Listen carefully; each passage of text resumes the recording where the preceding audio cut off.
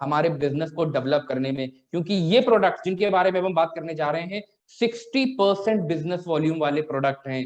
और अगर हम देखें दोस्तों, हिंदुस्तान आज भी गांव वगैरह में बसा हुआ है, तो ऐसे में हम अगर एग्रीकल्चर प्रोडक्ट के ऊपर काम करेंगे तो जो भी हमने टाइटल सोचा हुआ है, जो भी हमने मोदी केयर में अपने बिजनेस को बढ़ाने के लिए सोचा हुआ है, वो सारी चीजें करना आसान हो जाएगा। और अभी भी हमारे पास यहाँ बहुत सारी सीट्स अवेलेबल हैं। तो एक बार फिर से इस लिंक को, हमारे जो आपका जूम का लिंक है, आईडी और पासवर्ड है, ये अपनी अपनी टीम में जरूर शेयर करें, सो दैट ज्यादा से ज्यादा लोग इस जानकारी को हासिल कर सकें। तो अभिषेक जी, सेशन की शुरुआत करते हैं। और जैसा आप जानते हैं, मैं बहुत बेसिक सी चीजों के ऊपर बात करना शुरू करता हूं।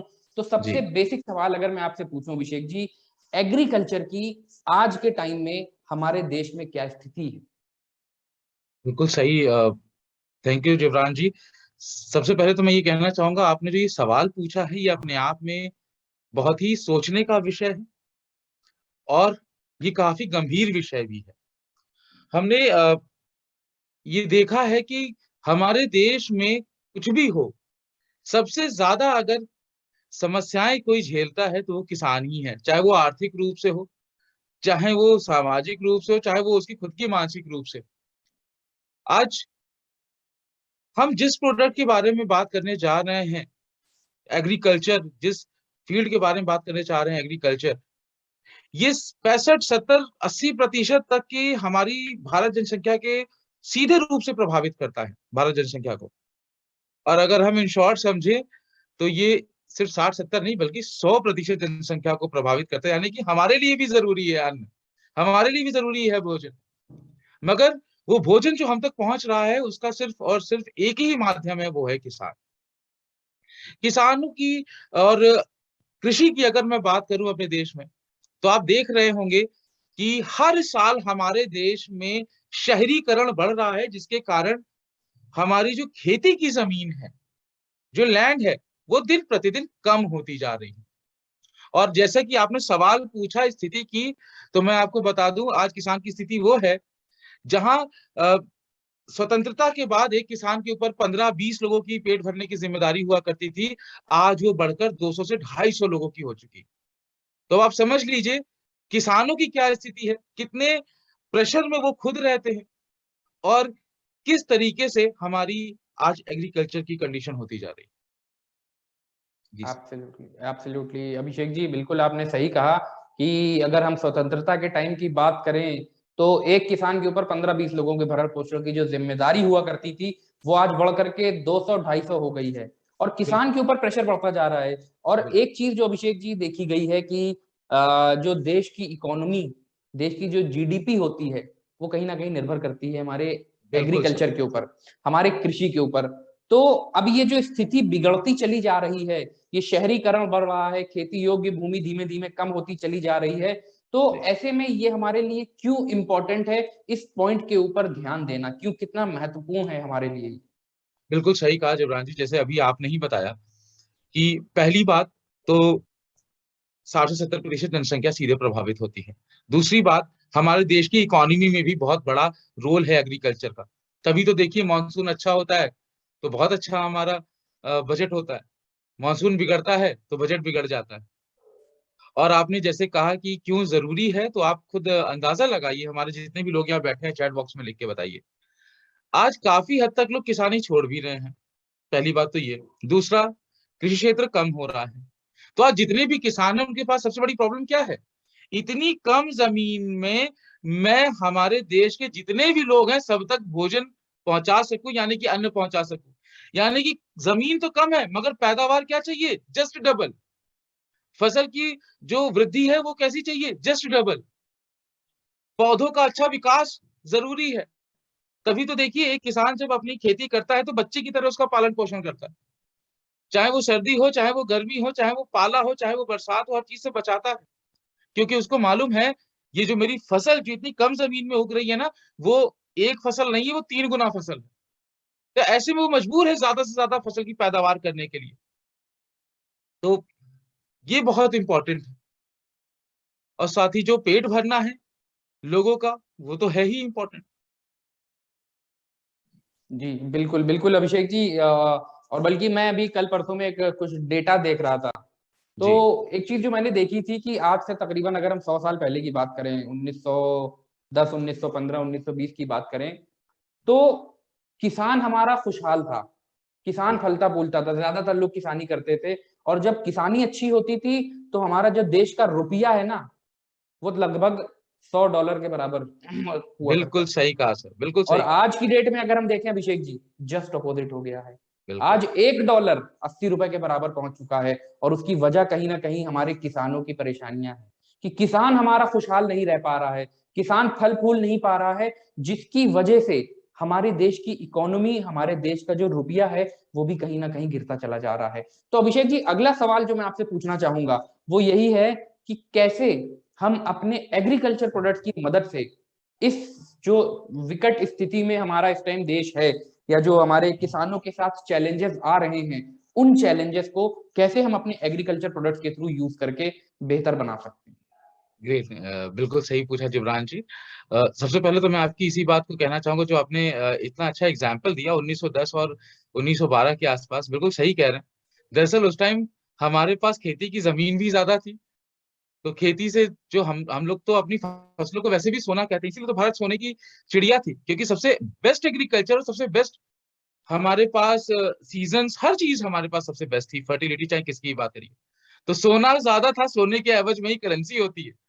सोना ज्यादा था तो डॉलर सस्ता था, रुपीज महंगा था। आज एग्रीकल्चर स्पेस कम हो रही है, सोना कम हो रहा है, और हमारा कहीं ना कहीं करेंसी भी वीक हो रही है एज एक्सपेक्ट टू डॉलर्स। बिल्कुल सही कहा।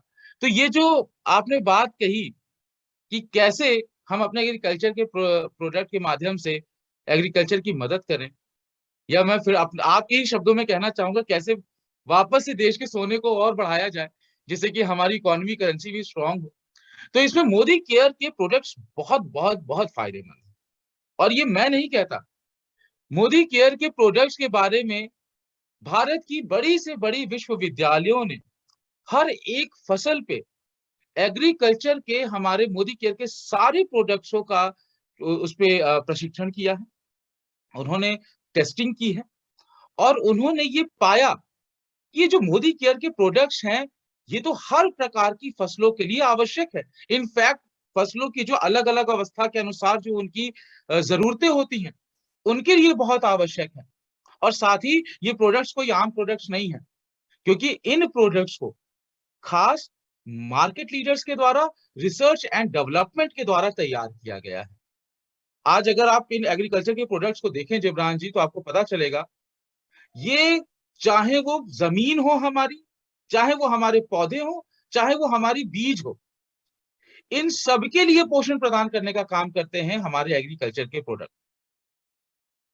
तो इसलिए ये एग्रीकल्चर के प्रोडक्ट, अगर जैसे कि मैं अपने एग्रीकल्चर की प्रोडक्ट्स की बात करूं, तो हमारे पास आता है एक amazing product activity, activity gold, active जाइन, ओके मैक्स। तो ये सारे प्रोडक्ट्स को अगर आप देखें, तो ये प्रोडक्ट्स हमारी खेती में बहुत महत्वपूर्ण भूमिका निभाते हैं, चाहे वो फसलों की विकास अच्छा करना हो, चाहे उनकी पैदावार अच्छी करनी हो, चाहे उनकी अनुरक्षण अच्छा चाहते हो। हर प्रकार से ये प्रोडक्ट सक्षम है हमारे किसानों की मदद करने के लिए और फसलों की पैदावार बढ़ाने के लिए। जी जिब्रान जी। जी बिल्कुल अभिषेक जी, आपने बहुत सही चीज बताई कि एग्रीकल्चर के प्रोडक्ट्स हमारे जो हैं, ये किसानों के ओवरऑल मदद करते हैं, उनके पैसे को कम करने में, ताकि उनकी लागत कम आए, और जो उनकी पैदावार है, जो भी वो एंड प्रोडक्ट उगा रहे हैं, उसकी क्वालिटी और क्वांटिटी को ज्यादा बेहतर बनाने में। और सबसे अच्छी चीज अभिषेक जी जो आपने यहाँ पे बताई कि देश की अलग अलग कृषि विश्वविद्यालय, जो एग्रीकल्चर यूनिवर्सिटीज हैं, उन्होंने हमारे प्रोडक्ट्स के ऊपर टेस्टिंग करी है, अलग अलग तरह की फसलों के ऊपर। फिर वो चाहे हमारी प्याज की खेती हो, जीरे की खेती हो, बैंगन की खेती हो, टमाटर की हो, आलू की हो, जो हमारे सेंट्रल इंस्टीट्यूट्स हैं, उन्होंने उनके ऊपर रिसर्च करी है, और उसके बाद ये प्रोडक्ट आपके पास उतारे गए हैं, काफी गहन शोध के बाद, रिसर्च एंड डेवलपमेंट के बाद। तो बहुत बढ़िया अभिषेक जी, आपने बहुत अच्छी चीज बताई। और साथ ही में आपने प्रोडक्ट्स भी बताए, active 80, activity gold, active max, active जाइन। तो सारे प्रोडक्ट्स की बात तो नहीं, बट हाँ कुछ प्रोडक्ट्स के बारे में अभिषेक जी आज हम जरूर बात करना चाहेंगे। पहले बात कर लेते हैं आपसे एक्टिविटी। ये तो आपने नाम बता दिया एक्टिविटी, ये एक्टिविटी क्या है? एक्टिविटी, देखिए बिल्कुल सही। देखिए जुबरान जी, आपने सही समय पर सही क्वेश्चन पूछा है। दरअसल अब देखिए हमारी राबी की फसल वैसे भी बोई जा चुकी है और कुछ बोई जाने बाकी है। तो एक्टिव 80 जो प्रोडक्ट है, ये प्रोडक्ट है universal non ionic adjuvant spray. मतलब ये प्रोडक्ट जो है यूनिवर्सल है, आप इसको किसी भी फसल पे इस्तेमाल करिए, किसी भी सीजन की फसल पे इस्तेमाल करिए, हमारे देश के किसी भी राज्य के किसी फसल पे इस्तेमाल करिए, ये सब पे एक समान कार्य करती है।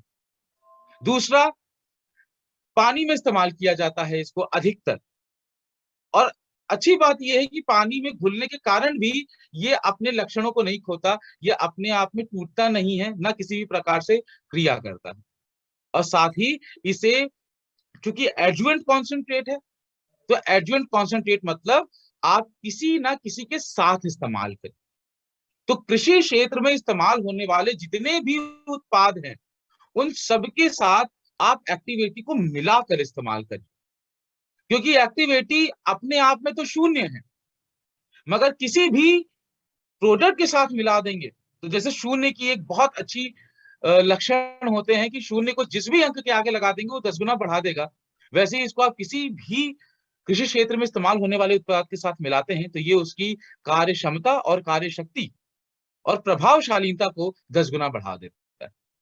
तो फिर चाहे वो आपके फॉलियर फर्टिलाइजर्स हो, चाहे वो पेस्टिसाइड मिक्सचर हो, हर्बिसाइड्स आप इस्तेमाल कर रहे हैं, या पौधों के लिए जो भी पोषण तत्वों के लिए आप दवाई इस्तेमाल करते हैं, खासकर मैं जो एक्टिव 80 के लिए आपको बताना चाहूंगा, जिसको हमारे जितने भी यहाँ पर ऑडियंस मौजूद है वो नोट कर ले।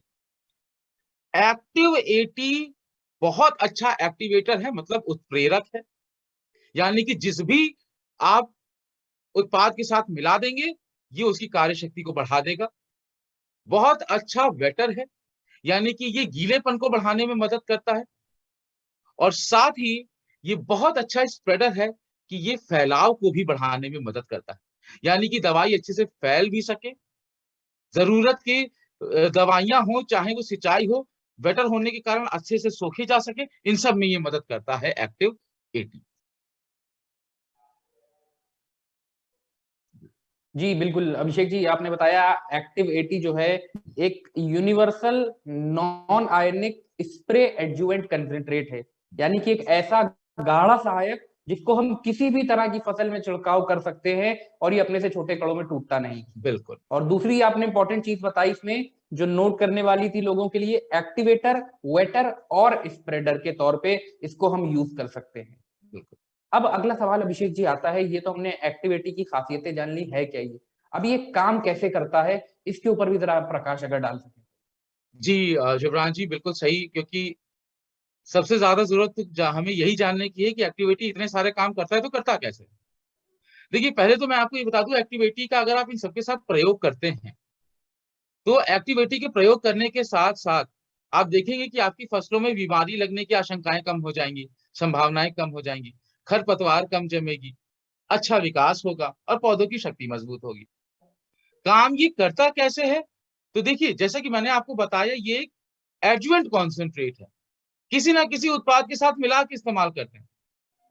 और हम खेती में कोई भी चीज हो, चाहे वो दवाई हो, चाहे पौधों के पोषण हो, चाहे वो स्प्रे करने वाले फर्टिलाइजर्स हो, उर्वरक हो, इनको हम पानी में ही घोल के इस्तेमाल करते हैं। तो सबसे ज्यादा खेती में जरूरी क्या है? पानी। अब पानी जरूरी तो है, मगर उसके साथ एक समस्या भी है, और उस समस्या का नाम है सरफेस टेंशन, यानी कि पृष्ठ तनाव। आप देखिए जिब्रान जी, पानी कभी भी आप अगर उसको स्प्रे करें या छोड़ें तो पानी आखिरी में जाके टूटता है तो गोल ही हो जाता है। फिर चाहे वो बूंद हमारी टोटियों की हो, चाहे वो बारिश की हो, चाहे पसीना हो हमारा, चाहे आंखों के आंसू हो, पानी का रूप गोल इसीलिए होता है क्योंकि उसमें सरफेस टेंशन होता है, पृष्ठ तनाव, सतही तनाव। अब सतही तनाव है तो पानी तनाव में बंधा रहता है, उसकी कार्य शक्ति बढ़ नहीं पाती, वो अपने आप को पूरी रूप से कार्यरत नहीं कर पाता। तो ऐसे में अगर पृष्ठ तनाव तोड़ दिया जाए पानी का, तो आप देखेंगे कि पानी के एक्शन बढ़ जाएंगे, उसकी घुलनशीलता भी बढ़ेगी, उसका फैलाव भी बढ़ेगा, उसका अवशोषण क्षमता यानी कि एब्जॉर्प्शन कैपेसिटी भी बढ़ेगी। तो ऐसे में जब ये हम एक्टिव 80 किसी भी चीज के साथ, मतलब कि दवाई के साथ जो पानी में हम मिलाते हैं, उसमें अगर हमने एक्टिव 80 मिला दिया तो एक्टिव 80 पानी के सरफेस टेंशन को तोड़ देता है। अब होगा क्या, जो दवाइयां हैं या जो पेस्टिसाइड्स हैं खासकर, आपने जो मिला रखा है, अब उसको जब भी आप स्प्रे करेंगे अपनी फसलों में, जब भी किसी भी चीज का छिड़काव करेंगे, तो वो पूर्ण रूप से एक समान रूप से सतह बनेगी उसकी। अब एग्जाम्पल अगर मैं आपसे कहूं, हम खेतों में पेस्टिसाइड छिड़कते हैं।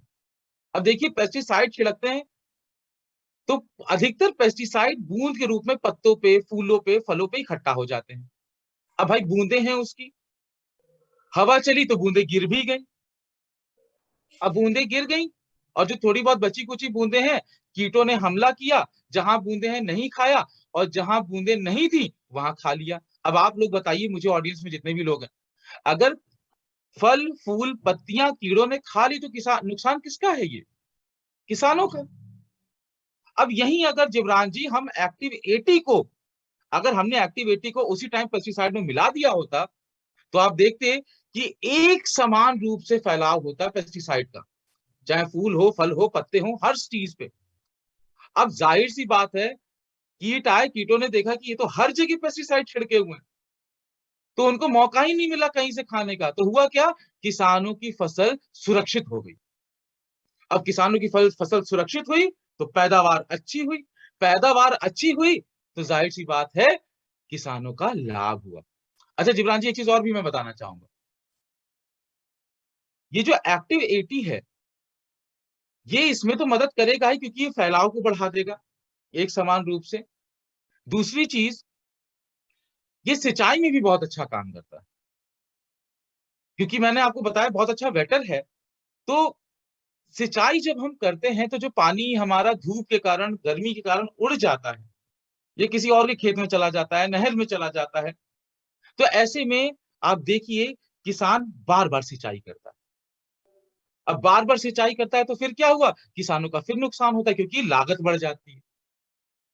अब जाहिर सी बात है, फसल खराब हो रही है या लागत बढ़ रही है तो किसानों का मुनाफा कम होता जाता है, इसीलिए किसान सबसे ज्यादा परेशान है। अब देखिए एक्टिविटी मिला देंगे तो देखेंगे कि पानी मिट्टी की हर सतह तक अंदर सोख लिया जाता है। अब पानी जितना ज्यादा सोख लिया जाएगा उतना अच्छा जड़ों का निर्माण होगा पौधों में, जितना जड़ों का निर्माण अच्छा होगा उतनी अच्छी फसलों की पैदावार होगी।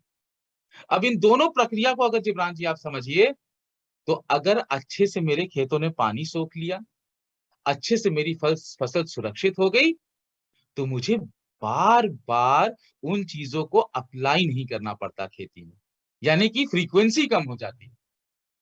मैं पेस्टिसाइड का छिड़काव 5 बार किया करता था, एक्टिविटी मिलाया, अब मुझे 2 ही 3 बार करना पड़ता है, तो 2 बार की लागत बची। फिर चाहे वो लेबर कॉस्ट हो, चाहे वो प्रोडक्ट कॉस्ट हो, चाहे वो टाइम की कॉस्टिंग क्यों ना हो, बार बार सिंचाई नहीं करना पड़ रहा है। तो क्या कर रहे हैं भाई, डीजल बच रहा है, इलेक्ट्रिसिटी बच रही है, किसानों की जो मैन पावर है बच रही है।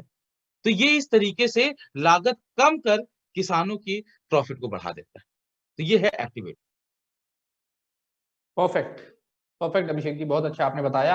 एक्टिविटी पानी की जो बूंद बनने की प्रक्रिया है उसको खत्म कर देता है, जिसकी वजह से जो भी दवाई, क्योंकि जनरली कोई भी किसान दवाई अपनी घोल बनाता है और पानी के घोल में बना करके उसके बाद उसका वो छिड़काव करता है, तो एक्टिविटी हमारे इस बूंद नहीं बनने देता, जिसकी वजह से दवाई पूरे में फैल जाती है। और उसके साथ साथ जो आपने बताया कि हाँ ये हमारा इंपॉर्टेंटली सिंचाई में भी सहायक के तौर पे काम करता है हमारे इरिगेशन के लिए, बिकॉज किसानों के पास सबसे बड़ा चैलेंज आता है, पानी तो दे रहे हैं बट गर्मी हो रही है, सूरज की रोशनी पड़ी, वाष्पीकरण के कारण, इवेपोरेशन के कारण वो पानी जल्दी उड़ जाता है।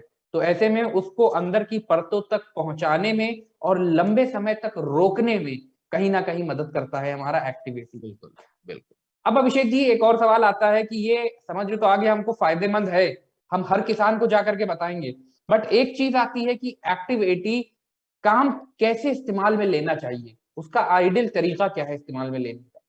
बिल्कुल सही कहा जिब्रान जी। देखिए पता चल गया कि कैसे काम करता है एक्टिविटी, अब ये काम कैसे कराएं अपने खेतों में, तो ये भी जरूरी है। तो देखिए जैसे मैंने आपको बताया, हम अपने कृषि क्षेत्र के हर एक उत्पाद के साथ मिला के इसको इस्तेमाल कर सकते हैं। तो सबसे पहले मैं बताना चाहूंगा, जितने भी पेस्टिसाइड्स हैं, फॉलियर फर्टिलाइजर्स हैं, जिनको हम स्प्रे करते हैं लिक्विड में मिला के, चाहे वो न्यूट्रिशन क्यों ना हो, दवाइयां जो हमारी पोषण पहुंचाती हैं पौधों को, या वो दवाइयां जो पौधों के फल और फूलों को, पत्तों को टूटने से रोकती हैं, डिफोलिएटर्स जो हैं, अगर इनके साथ आप मिला रहे हैं तो प्रति 15 लीटर पानी में आप 5 ml एक्टिविटी को मिलाएं। 15 लीटर पानी यानी कि जो हमारा टैंक होता है सबसे छोटा वाला, वो 15 लीटर का होता है, तो उसमें अगर घोल बना रहे हैं तो 5 ml एक्टिविटी डाल दें। अच्छा, जब आप खरपतवार नाशक के साथ इस्तेमाल करने जा रहे हैं तो खरपतवार नाशक के साथ आप उसी 15 लीटर पानी में 20 ml मिलाएं। और साथ ही जैसे कि मैंने आपको बताया सिंचाई में भी मदद करता है, तो ये एक मानक देखा गया है कि करीबन 1 एकड़ में 80 लीटर पानी का प्रयोग होता है, तो प्रति 80 लीटर पानी के अनुपात में आप 160 ml एक्टिविटी मिलाएं। तो ये एक मानक है, आप अपने अनुसार भी इसको वेरिएशन कर सकते हैं।